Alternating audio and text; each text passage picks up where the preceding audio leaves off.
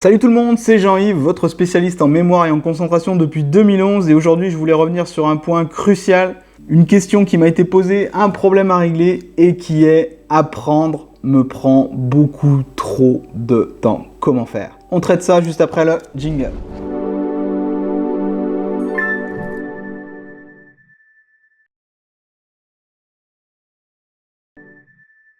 Vous n'avez pas un problème de compréhension, vous n'avez pas un problème de mémoire, mais c'est toujours la même chose. Vous arrivez généralement à bien apprendre les choses, mais ça vous prend énormément de temps. C'est tout simplement pas possible de tenir sur la durée et vous aimeriez bien savoir comment devenir plus efficace, apprendre plus rapidement finalement. Vous n'avez pas un problème de compréhension, vous avez plus un problème d'efficacité, un problème de gestion du temps. Premièrement, qu'est-ce que ça veut dire trop de temps ?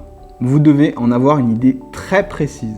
Vous devez savoir combien de temps vous prend en moyenne chaque cours. Pour ceci, il n'y a pas d'autre choix, vous devez chronométrer vos séances de travail. En chronométrant vos séances de travail, vous aurez une idée très précise de combien de temps vous mettez pour apprendre un chapitre par exemple, ou un cours, ou une leçon.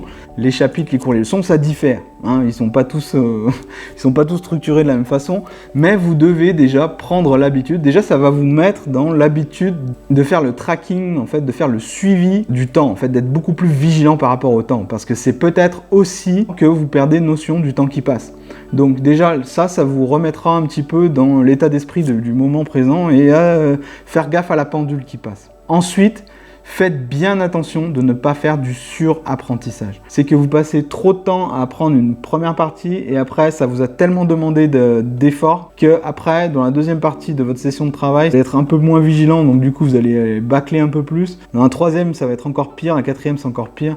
Ça, c'est un problème de perfectionnisme en fait, c'est-à-dire que vous avez tellement peur, et de peur même aussi, c'est-à-dire que vous avez tellement peur d'oublier des détails que vous mémorisez généralement les introductions parfaitement, dans le moindre détail près. Après, ça va quand amenuisant parce que vous n'avez plus l'énergie nécessaire. Comment faire pour lutter face au syndrome de surapprentissage? Maintenant que vous savez combien de temps ça vous prend de mémoriser un cours, essayez de diviser ce temps.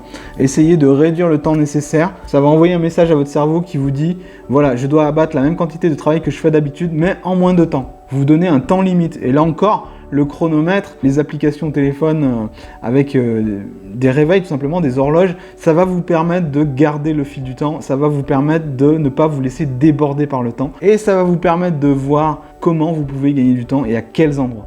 Donc ça, c'est très important et vous voyez, depuis tout à l'heure, en fait, on parle que du temps finalement, on parle que de la gestion du temps. N'oubliez pas que la meilleure façon de savoir si vous avez retenu quelque chose et donc de savoir si vous avez besoin de passer plus de temps sur quelque chose ou moins, c'est de l'enseigner à quelqu'un. Donc là, c'est parfait si vous travaillez en binôme avec quelqu'un qui est dans un autre domaine que vous, ou alors si vous avez des frères et des sœurs qui veulent se prêter au jeu, sachez que la meilleure façon de savoir si vous avez retenu un cours, c'est de l'enseigner à quelqu'un. Donc, une fois que vous avez compris quelque chose, une fois que vous l'avez lu une fois ou deux, que vous avez compris tous les rouages, prenez quelques notes, comme d'habitude, mais ne rentrez pas trop dans les détails. Laissez passer un peu de temps pour laisser le temps à votre cerveau de classer l'information et ensuite essayez de l'enseigner à quelqu'un, de lui dire en quelques mots, en quelques phrases ce que vous avez appris récemment et laissez-le vous poser des questions. Vous interrogez en fait et vous allez vous rendre compte que les questions que la personne qui veut se prêter à ce jeu va vous poser sont typiquement des questions ultra basiques. Si quelqu'un apprend de la science physique et vient me voir, je vais tout de suite poser des questions, ok, à quoi ça sert ?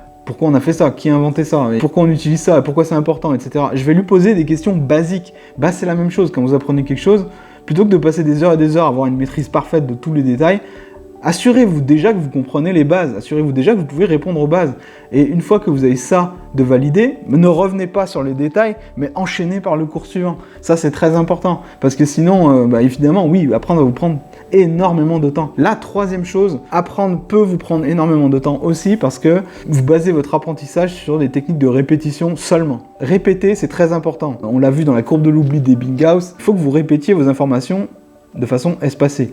Le problème que je vois souvent, c'est les problèmes notamment d'étudiants qui n'apprennent les choses que par répétition. Et donc forcément, quand les cours sont très longs, ça prend une blinde de temps de réviser par répétition seulement. Ça, c'est à proscrire. En fait, ce que vous devez faire, c'est, une fois que vous avez compris votre cours, une fois que vous l'avez traduit, voire résumé, vous avez peut-être fait une carte mentale, laissez passer un peu de temps, essayez de faire déjà un rappel mental.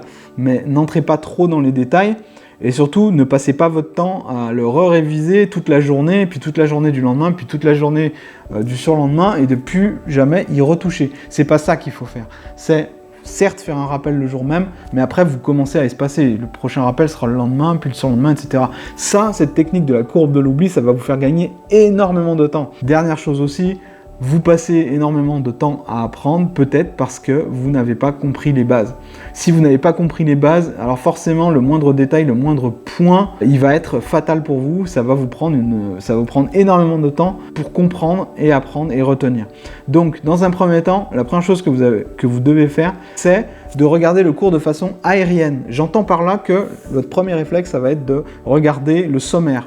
Et vis-à-vis du sommaire du cours, vous allez déjà commencer à déterminer le fil conducteur. Le fil conducteur du cours, comment le cours s'articule, par là où il vous fait passer, où est-ce qu'il va, d'où il part. Quand vous savez ça, vous savez combien de temps vous devez allouer à chaque partie. Et vous vous rendez compte que si vous vous rendez compte qu'il y a 4 chapitres qui portent autour du même sujet de votre cours, bah vous savez que ça va être une partie où vous allez passer plus de temps. Si vous voyez que l'histoire de ce cours, avec un chapitre d'introduction, il est certes très compliqué, mais il prend que ça, vous n'allez pas y passer énormément de temps. Et il faut que vous appliquiez la technique du 20% du contenu égale 80% des résultats. Hein. C'est la loi de Pareto, on appelle ça. Première chose, vision aérienne de votre cours pour bien déterminer le fil conducteur. J'espère que ça vous a aidé. Peut-être que vous avez été déjà au courant de tout ça, mais rappeler les bases, c'est toujours important. Voici mes méthodes pour ne plus passer trop de temps à apprendre et pour avoir une meilleure gestion du temps. Je rappelle encore une fois, c'est une question de gestion du temps.